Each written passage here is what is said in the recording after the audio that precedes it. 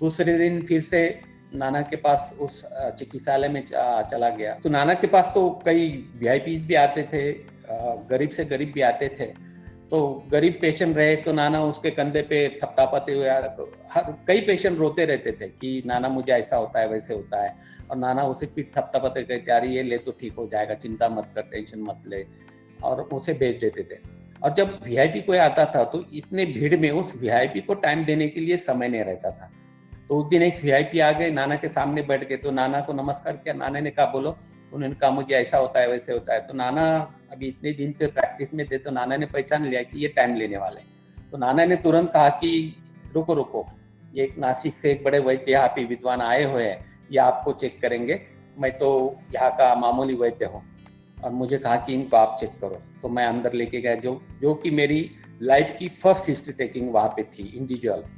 और मैं करीबन आधा घंटा उनकी हिस्ट्री लेते रहा, क्या होता है, दर्शन स्पर्शन सब जितने भी अष्ट परीक्षा है वो सब उनके हिसाब से ले लिया, और उनको कहा कि आप ठीक हो जाए, बीपी चेक किया, पल्स ले लिया, और नाना के पास ला के केस पेपर रख दिया।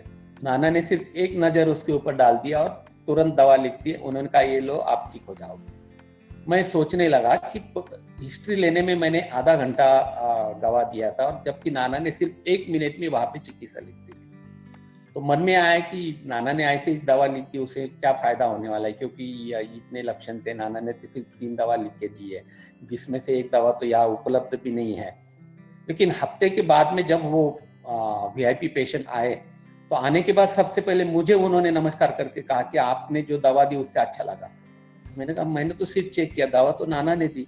और फिर नाना को उन्होंने कहा कि मुझे काफ़ी आराम पड़ गया। तो नाना ने फिर से कहा कि ये तो इनकी चिकित्सा से हुआ, इन्होंने हिस्ट्री इतनी अच्छी ली इसलिए मैं ये दवा दे पाया आपको।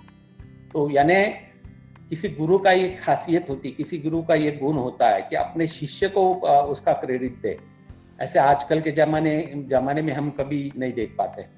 और इस प्रकार से ये सिलसिला चलता रहा।